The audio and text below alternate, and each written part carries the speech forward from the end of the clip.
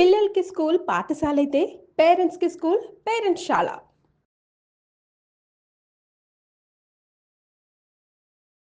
వాగర్థావివ సంపృక్తౌ వాగర్థ ప్రతిపత్తయే జగతః పితరౌ వందే పార్వతీ పరమేశ్వరౌ. ఆదిత్యాయ చ సోమాయ మంగళాయ బుధాయ చ గురుశుక్ర శనిభ్యశ్చ రాహవే కేతవే నమః. శృంగేరి జగద్గురు పీఠాధిపతులకి కంచి పీఠాధిపతులకి నమస్కారములు తెలియచేసుకుంటూ కార్యక్రమాన్ని ప్రారంభిద్దాం. జూలై నెల 16వ తారీఖు నుంచి 31వ తారీఖు వరకు ద్వాదశ రాశుల వారికి సంబంధించినటువంటి శుభ అశుభ ఫలితాలు, ఏ రోజుల్లో మానసికంగా ఆనందంగా ఉంటారు, ఏ రోజుల్లో అసంతృప్తి ఆందోళనతో ఉంటారు, అలాగే ఏ రోజుల్లో ఖర్చులు ఎక్కువగా ఉంటాయి, ఏ రోజుల్లో ఆదాయ మార్గాలు ఎక్కువగా ఉంటాయి, ఉద్యోగ సమస్యలు, ఇలాంటి వివరాల గురించి క్లుప్తముగా తెలియజేసే ప్రయత్నం చేస్తాను. కాబట్టి వీక్షించేటువంటి ప్రేక్షకులకి చిన్న గమనిక, మీరు మీ యొక్క జన్మ నక్షత్రం ఏదైతే ఉంటుందో ఆ నక్షత్రం ప్రకారం ఉన్నటువంటి రాశినే మీరు పరిగణనలోకి తీసుకోవాలి. నామ నక్షత్రం పేరు మీద ఉన్నటువంటి రాశిని తీసుకోకూడదు. జన్మ నక్షత్రం లేని వాళ్ళు నామ నక్షత్రం పేరు మీదనే చూసుకోవాలి.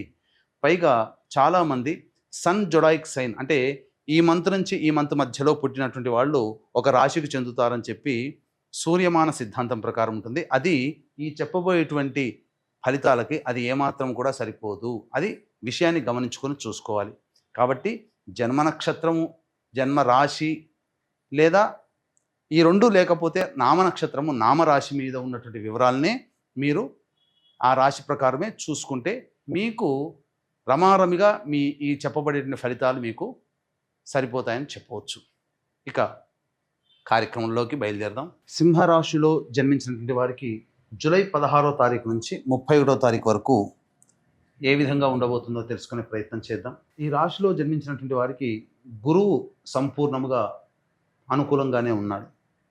అంటే లాభస్థానంలో గురు సంచారము, కొంత అవయోగము, కానీ ప్రస్తుత పరిస్థితులకి తగ్గట్టుగా కొంతవరకు యోగాన్ని కలిగించే అవకాశము గోచరమవుతుంది. గ్రహాల యొక్క స్థితిగతుల అనుకూలంగా ఉండడం, అలాగే శుక్రుడు కూడా శుభ సంచారం చేస్తూ ఉండడం. అంటే 27వ తారీఖు వరకు అనుకూలంగా లేడు శుక్రుడు, కానీ 27వ తారీఖు నుంచి సంపూర్ణంగా యోగిస్తున్నటువంటి కారణం చేత మాసాంతంలో శుక్రుడు కూడా యోగిస్తాడు.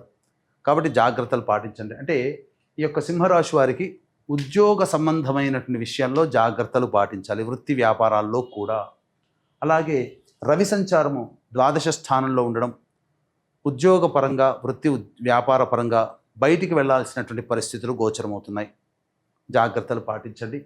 అలాగే మనస్తాపానికి గురయ్యే సంఘటనలు ఉద్యోగస్తులకు కలుగుతాయి. కాబట్టి కాస్త ఒడిదుడుకులు ఎదురైనప్పటికీ కూడాను భరించే ప్రయత్నం చేయండి. ఇక బుధ సంచార ప్రభావము ప్రధానంగా అనుకూలంగా లేదు, కావున పెట్టుబడులకి ఇది అనుకూలము కాదు. జాగ్రత్తగా గమనించండి. ఈ కుజుడు కూడాను రాశిలోనే సంచారం చేస్తూ ఉండడం, కేతువు కూడా స్థితి పొంది ఉండడం, కొన్ని అనాలోచిత నిర్ణయాలు. ఇక్కడ గ్రహ సంచారం మారిన తర్వాత జూలై నెల, ఆగస్టు నెల ఏ రాశి వాళ్ళకైనా ఇబ్బంది పెడుతుందంటే అది కర్కాటక సింహరాశి వారికి ఎక్కువగా ఇబ్బంది పెడుతుంది. గ్రహ సంచారం అనుకూలంగా లేదు, కావున జాగ్రత్తలు పాటించండి. ఇక 29వ తారీఖు నుంచి 2వ స్థానంలో కుజుడు సంచరిస్తున్నటువంటి కారణం కుటుంబ సభ్యులతో వాగ్వివాదాలు కలుగుతాయి. ఏ తర్వాత జాతకరీత్యా ఒక్క శుక్రుడు కూడా, అంటే మాసాంతంలోనే తప్ప మిగతా గ్రహాలు సప్తమ రాహు కానీ అష్టమ శని మళ్ళీ వక్రీకరించి ఉన్న కారణం చేత సప్తమ భావ ఫలితాలు. ఒక్కటి ఏంటనంటే వివాహ సంబంధమైన విషయాల్లో ఏవైనా కొంత మార్పులు జరుగుతాయి. అయితే ఏ తర్వాత ఓవరాల్గా గ్రహ సంచారం కర్కాటక రాశి వలనే సింహరాశి వారికి కూడా అనుకూలముగా లేదు. పిశాచ యోగ ప్రభావము మీకు ఏర్పడబోతుంది. ఇక్కడ ఆల్రెడీ 13 జూలై నుంచి ప్రారంభమైంది. కాబట్టి ముఖ్యంగా భాగస్వామ్య విషయంలో ఎవరితో కలిసి పని చేస్తుంటారో, ఎవరితో కలిసి దాంపత్య జీవితం, ఎవరితో కలిసి వ్యాపారం, ఇవన్నీ కూడా ఈ కర్కాటక సింహరాశి వారు జాగ్రత్తలు పాటించాలి. తప్పదండి, గ్రహాలు అనుకూలంగా లేవు. పిశాచ యోగ ప్రభావము కొంతవరకు నష్టాన్ని కలగచేస్తుంది. కాబట్టి జాగ్రత్తలు పాటించండి. ఏ తర్వాత చెప్పుకొచ్చేది ఏమిటంటే ఈ యొక్క సింహరాశి వారికి స్వల్పముగా గురు ప్రభావం తప్ప మిగతా అన్ని గ్రహాలు కూడా అనుకూలంగా లేవండి. వాస్తవాన్ని చెబుతున్నాను. భయపెడుతున్నాను మాత్రం అనుకోకండి, హెచ్చరిస్తున్నాను. అంటే మిగతా ఈ మొత్తం అంతా ఈ నెలంతా అట్లాగే ఉంటుందా అంటే, రోజువారీ దినచర్య కార్యక్రమాల్లో కొన్ని మార్పులు ఉంటాయి, మంచి చెడు ఉంటుంది. కానీ ఓవరాల్గా గ్రహాల యొక్క స్థితిగతుల ప్రభావం అనుకూలంగా లేని కారణం చేత మనము కొత్త నిర్ణయాలు తీసుకోకుండా ఉండడం మంచిది, కొత్త రకంగా పెట్టుబడులు పెట్టకుండా ఉండడం మంచిది, మొహమాటానికి పోయి డబ్బులు ఎవరికి అప్పు ఇవ్వకుండా ఉండడం మంచిది. ఉన్న స్థితిలోనే కొనసాగితే ఏంటి, వచ్చే నష్టం ఏమీ లేదు. కొత్త వాటి కోసం ఆలోచన చేస్తేనే ఈ అశుభ ఫలితాలు పొందుతారు. కాబట్టి కొత్తవి ఆలోచించకుండా ఉన్న వాటితో సర్దుబాటు చేసుకునే ప్రయత్నం చేయండి. అప్పుడు మీకు ప్రశాంతకరమైన జీవితం ఉంటుంది. ఈ రాశిలో జన్మించినటువంటి మహిళలకి ప్రధానంగా మిమ్మల్ని గౌరవిస్తారు, కానీ మీ దగ్గర కేవలం వ్యాపారాత్మకమైనటువంటి ధోరణితోనే మీకు గౌరవం ఉంటుంది. మీ ద్వారా వాళ్ళు లబ్ధి పొందేదే ఎక్కువగా ఉంటుంది. ఆ విషయాన్ని గమనించండి. అలాగే కొంత అవమానాలు కూడా ఎదురయ్యే అవకాశం ఉంటుంది. కాబట్టి తగ్గి ఉండే ప్రయత్నం చేయండి. ఇప్పటివరకు మనం గౌరవంగా ఉన్నాం, కాలం కలిసి రాలేదు, తగ్గి ఉండడంలో తప్పు లేదు కదా. అలాగే ధనపరమైన విషయంలో ఎవరికి కూడా వాగ్దానం ఇవ్వకండి, జాగ్రత్తలు పాటించండి. ఇక మరీ ముఖ్యంగా సంతానం కోసం ఎదురు చూసేటువంటి వ్యక్తులకి శుభమైనటువంటి వార్త వింటారు. అలాగే విద్యా సంబంధమైనటువంటి విషయాల్లో విద్యార్థినులకి సాధారణమైనటువంటి ఫలితాలు కలుగుతాయి. తర్వాత ఈ రాశిలో జన్మించినటువంటి మహిళలు కూడా సమస్యలు ఎదుర్కోక తప్పదు. కాబట్టి తగ్గి ఉండే ప్రయత్నం చేయండి. మమ్మల్ని అంటున్నారు కదా, మమ్మల్ని చిన్న చూపు చూస్తున్నారని మాత్రం అనుకోకండి, అది కాలం కలిసి రావట్లేదు. ఇక తర్వాత ప్రధానంగా ఈ యొక్క రాశిలో జన్మించినటువంటి వాళ్ళకి వివాహ సంబంధాలు కుదురుతాయి. సంతానపరమైనటువంటి సమస్యలు ఏవైతే ఉంటాయో అవి కొలిక్కి వచ్చే అవకాశం ఉంటుంది. అన్ని విధాలుగా ఆనందదాయకంగా ఉంటుంది అని చెప్పవచ్చు. ఇక సమయం మాత్రం అనుకూలంగా లేదు. కాబట్టి ఏ రోజుల్లో జాగ్రత్తలు పాటించాలి అనేటువంటి విషయం గురించి మనం తెలుసుకునే ప్రయత్నం చేద్దాం. ప్రధానంగా ఈ సింహరాశిలో జన్మించినటువంటి వారికి 16, 17 తారీఖుల్లో మానసికమైనటువంటి ప్రశాంతత లోపిస్తుంది. ఏ పని చేయాలన్న ఆసక్తి ఉండదు, బద్ధకం ఉంటుంది, ఒక క్వశ్చన్ మార్క్ లాగా, ఒక జిగ్జాగ్ లాగా వ్యవస్థ ఉంటుంది. కాబట్టి జాగ్రత్తలు పాటించండి. ప్రధానంగా నిర్ణయాలు తీసుకోకపోవడమే చాలా మేలు. 18, 19, 20 తేదీల్లో సంతానం మూలకంగా ఖర్చులు, సమస్యలు పెరుగుతాయి, సంతానంతో విభేదాలు పెరుగుతాయి. కాబట్టి జాగ్రత్తగా ఉండండి. కోర్టు సంబంధమైనటువంటి విషయాల్లో కొంత చర్చకు వస్తాయి, ఆస్తి పంపకాల విషయాలకు సంబంధించి. అలాగే ఖర్చులు కూడా అధికంగా ఉంటాయి అని చెప్పవచ్చు. 21, 22, 23, 24 తేదీల్లో గృహంలో విలువైనటువంటి వస్తువులు కానీ దుస్తులు కానీ కొనుగోలు చేస్తారు. అలాగే చేస్తున్నటువంటి వృత్తి, ఉద్యోగ, వ్యాపారాల్లో అనుకూలంగా ఉంటుంది. నిరుద్యోగస్తులకి ఉద్యోగం లభించే అవకాశం ఉంటుంది. ఇక ఖర్చుకు మించిన ఆదాయం కూడా లభించడం ద్వారా ఆనందంగా ఉంటారని చెప్పవచ్చు. 25, 26 తేదీల్లో ప్రధానంగా చేస్తున్నటువంటి ఉద్యోగంలో అప్రమత్తంగా ఉండండి, వృత్తి వ్యాపారాల్లో అప్రమత్తంగా ఉండండి.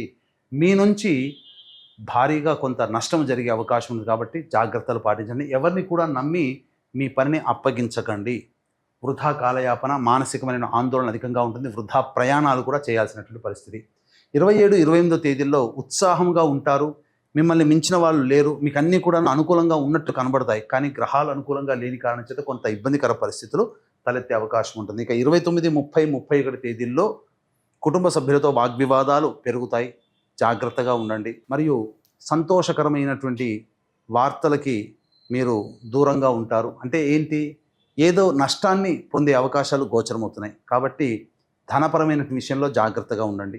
తర్వాత ఈ యొక్క సింహరాశిలో జన్మించినటువంటి వారికి అతి సాధారణమైనటువంటి శుభ ఫలితాలే కలుగుతాయి.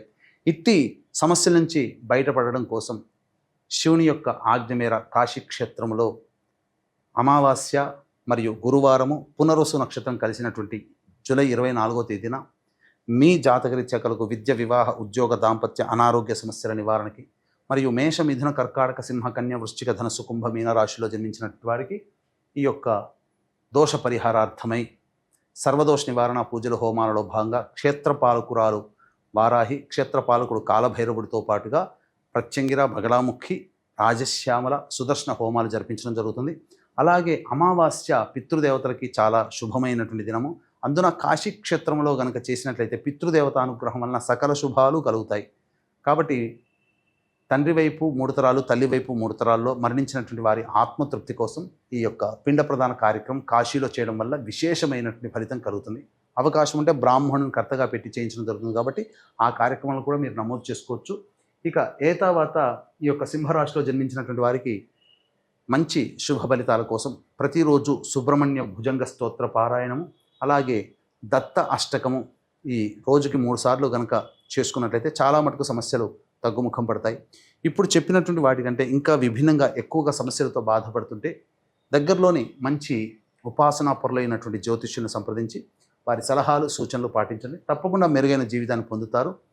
అలాగే అవకాశం ఉంటే పిండ ప్రదాన కార్యక్రమం మరియు సర్వదోష నివారణ పూజల హోమాలు కాశీలో జరిగేటువంటి వాటిలో జూలై 24వ తేదీన నమోదు చేసుకునే ప్రయత్నం చేయండి. సర్వం శ్రీ ఉమామహేశ్వర పరబ్రహ్మార్పణమస్తు.